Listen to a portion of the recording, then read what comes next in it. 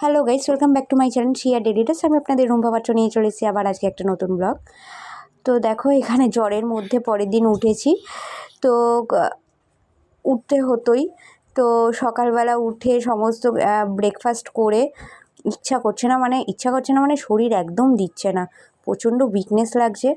আর আমাকে দেখে বুঝতেই পারছো তোমরা যে প্রচণ্ড শরীর খারাপ লাগছে।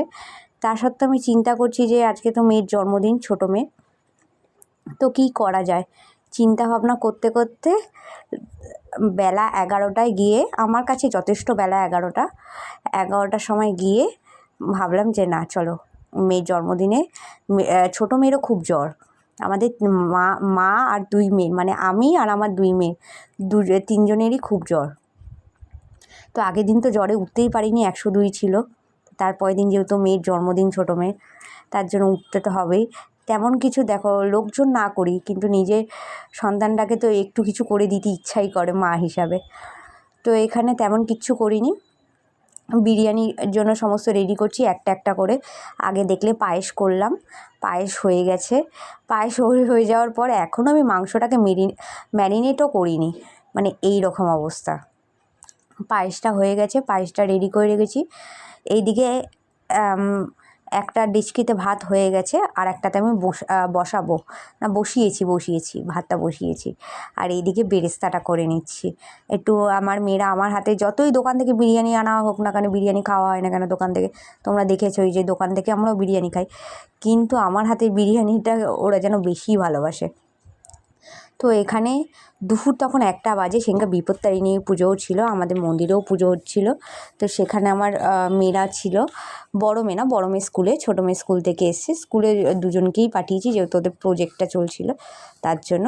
এখানে বিরিয়ানিটা লেয়ারিং করব, তার জন্য সমস্ত কিছু খাটের উপর নিয়ে নিচ্ছি, কারণ একদমই আমি না নিচে বসতেও পারছি না, মানে সারা শরীর এত ব্যথা, ঠিক করে দাঁড়াতেও পারছি না। যে আমি অতক্ষণ দাঁড়িয়ে যে অত কিছু করেছি, এটা যে আমি কি করে করেছি, আমার মা তো সেটাই বলছে যে তুই কী করে করলি এত কিছু। এইদিকে আমি আবার ইন্ডাকশানে 5 রকম ভাজা কেটে বসিয়ে দিয়েছি, আর এইদিকে লেয়ারিংটা করছি।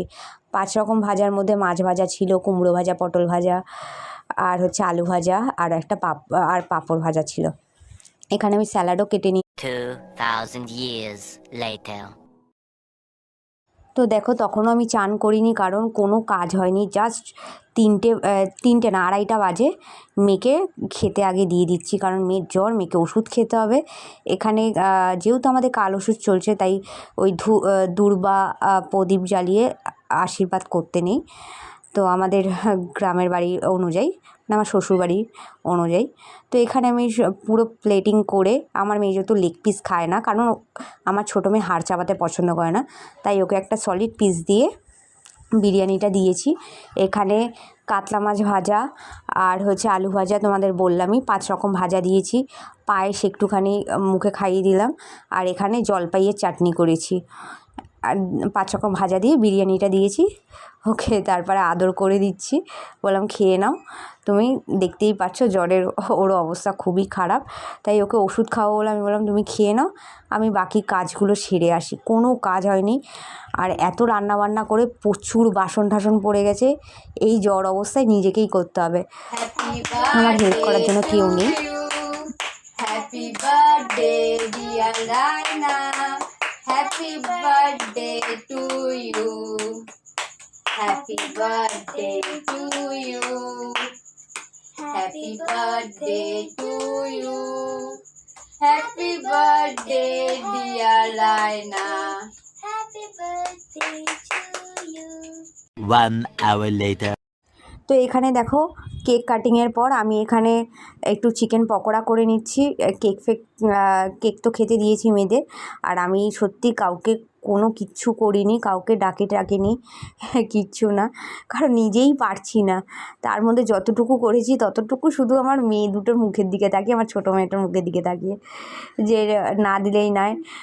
ওর পাপাও তো আগের দিন থেকে ফোন করে খালি বারবার বলছে যে A few moments later.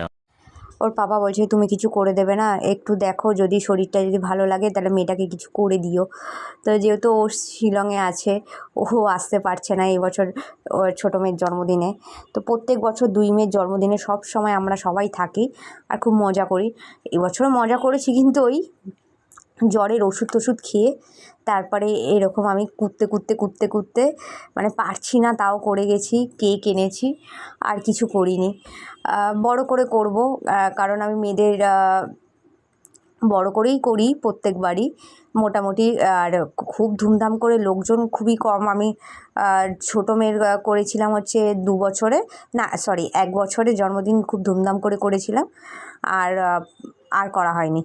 আর 5 বছরেরটা করেছিলাম, সরি আর করেছিলাম 5 বছরের। বড় মেয়েরও তাই সেম, বড় মেয়ের 1 বছর, 3 বছর আর হচ্ছে 5 বছরের জন্মদিন ধুমধাম করে করেছিলাম।